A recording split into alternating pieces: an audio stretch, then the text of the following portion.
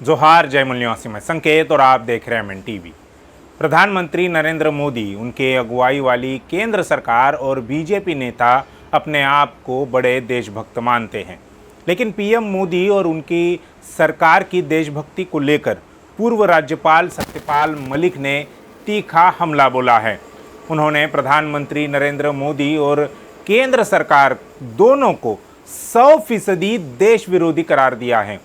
सीकर के SK ground में आयोजित जाट मुस्लिम मेघवाल सम्मेलन में शामिल होने के बाद मीडिया से बातचीत में मलिक ने यह बातें कही हैं। उन्होंने आगे केंद्र की मोदी सरकार पर निशाना साधते हुए कहा, यहाँ तक कि हरियाणा के नूह में हुआ दंगा भी सरकार प्रायोजित था।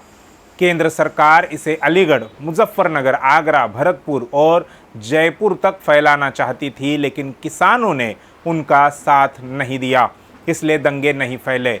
उन्होंने दावा किया है कि आगे भी ऐसी कोशिशें की जा सकती है। उन्होंने कहा कि मोदी मणिपुर में गए तक नहीं, मेरे पैरों की हालत इतनी ज़्यादा खराब है कि मुझे चलने में दिक्कत होती है, फिर भी मैं इनको हटाने के लिए जगह जगह जाऊंगा। ये बहुत खतरनाक, निर्दयी और दुष्ट लोग हैं, इनको हटाना आपका कर्तव्य है। यदि यह सरकार नहीं बदली तो इस देश में खेती, फौजी और जो भी अच्छा है वह सब कुछ खत्म हो जाएगा। पूर्व राज्यपाल ने आयोजित कार्यक्रम के बारे में कहा कि अब ऐसे कार्यक्रमों की ज़्यादा ज़रूरत है, क्योंकि कोशिश यह हो रही है कि देश में हिंदू मुस्लिम दंगे करा दिए जाएं। बीते दिनों नूह में भी कोशिश हुई, जिसे किसानों ने कामयाब नहीं होने दिया। मलिक ने कहा कि अब दिल्ली में मोदी की सरकार नहीं बनेगी। पुलवामा हमले में भी केंद्र सरकार ने ही जवानों को मरवाया था, क्योंकि इन्होंने जवानों को हवाई जहाज़ ही नहीं दिए। मलिक ने आगे कहा कि मीडिया में रिपोर्टिंग है कि 4 महीने तक जवानों की एप्लीकेशन होम मिनिस्ट्री के पास पड़ी रही। यदि मुझे हवाई जहाज़ देने के लिए कहते तो मैं ही दे देता, मैं तो वहाँ परीक्षा के लिए लड़कों को हवाई जहाज़ दे देता था। मलिक ने कहा कि भारत का पूरा इतिहास हिंदू और मुसलमान की एकता का रहा है, ऐसे में हिंदू मुसलमान के चक्कर में पड़ने की कोई ज़रूरत नहीं है।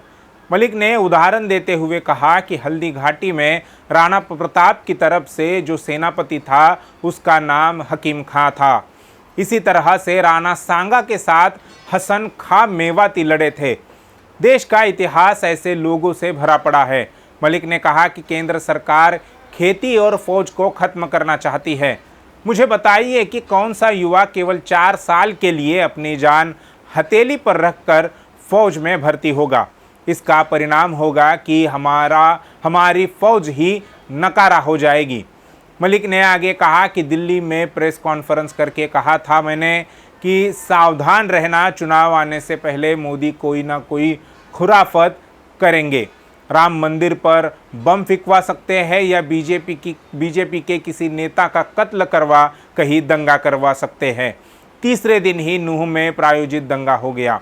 वह सरकारी दंगा था जो पीएम मोदी और केंद्र सरकार द्वारा किया गया था। नूह के मेव लोग बिल्कुल कम्युनल नहीं है। मलिक ने कहा कि इन दंगों में सरकार ने कोशिश की कि किसानों, जिनमें खास तौर पर जाटों को भड़काया जाए, लेकिन वहाँ के खाप चौधरियों को ये पता था कि इतिहास क्या है। उन्होंने कहा, मुझे अफसोस है कि आज तक पुलवामा हमले में पता नहीं चल पाया कि जवानों की शहादत क्यों और कैसे हुई।